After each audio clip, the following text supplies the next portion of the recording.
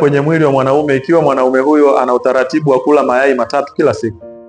Leo nimekuandalia mambo manne ambayo yatamkuta mwanaume akiwa na utaratibu wa kula mayai matatu kila siku.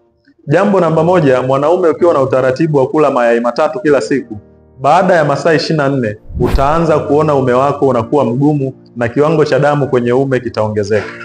Jambo namba mbili, ukiwa na utaratibu wa kula mayai matatu kila siku, utaanza kuona mabadiliko kwenye uzito wako na misuli itaanza kujengeka ipasavyo. Jambo la tatu, ukiwa una utaratibu wa kutumia mayai matatu kila siku kwa mfululizo ndani ya wiki moja, utaanza kuona mabadiliko makubwa kwenye afya yako ya ubongo, kwa maana utaanza kufikiria vizuri, utaanza kuwa na ile focus ambayo inahitajika. Kabla sijakutajia jambo la 4 na la mwisho, naomba unifollow, lakini usisahau kushare elimu hii iwafikie wanaume wengi kadri iwezekanavyo. Okay, jambo la 4 na la mwisho, baada ya kutumia mayai matatu kwa mfululizo ndani ya wiki 2, utaanza kuona mabadiliko makubwa katika afya yako ya macho, kwa maana utakuwa unaona vizuri, lakini pia afya ya moyo itakuwa imara maradufu. Asante kwa kunisikiliza. Naitwa Dr. Juma, tukutane kwenye video ijayo. Chao.